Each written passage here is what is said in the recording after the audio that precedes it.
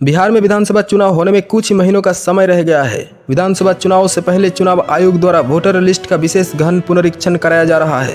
इसी बीच आरजेडी नेता तेजस्वी यादव ने आगामी विधानसभा चुनाव को लेकर बयान दिया है, जिसके बाद बिहार की सियासत में हलचल मच गई है। तेजस्वी यादव ने कहा कि चुनाव के बाइकआउट की चर्चा करेंगे। साथ ही उन्होंने कहा कि चर्चा के बाद पता करेंगे कि जनता क्या चाहती है और बाकी दल क्या चाहते हैं। बहिष्कार एक बेहतर विकल्प। तेजस्वी आरजेडी नेता ने कहा कि चुनाव ईमानदारी से नहीं कराए जा रहे हैं, तो फिर इसके आयोजित करने का क्या औचित्य है। उन्होंने कहा कि इसके बजाय तो बीजेपी को सीधे सत्ता दे देनी चाहिए।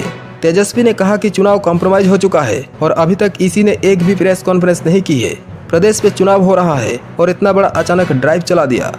हमारे कुछ सवाल। तेजस्वी आरजेडी नेता ने कहा कि हमारे कुछ सवाल हैं। पहले सरकार को मतदाता चुनते थे, लेकिन अब सरकार वोटर्स चुन रही है। उन्होंने कहा कि एक तरफ सत्ताधारी लोग लोकतंत्र को खत्म करने की कोशिश कर रहे हैं, वहीं दूसरी तरफ हम लोकतंत्र को बचाने में जुटे हुए हैं। वोट चोरी हो रही है। तेजस्वी यादव ने इस दौरान वोट चोरी का भी आरोप लगाया। उन्होंने कहा कि बीजेपी कार्यकर्ता के एक पते पर 70 लोगों का फर्जी वोट बना। यह वोट चोरी का साफ सबूत है। हम और भी वोट चोरी का मामले का पर्दाफाश करेंगे। चंडीगढ़ में वोटों की कैसे चोरी हुई थी, ये सभी ने देखा। अधिकारी फर्जी काम कर रहे थे और सुप्रीम कोर्ट ने मामले को संज्ञान में लेते हुए फटकार लगाई थी।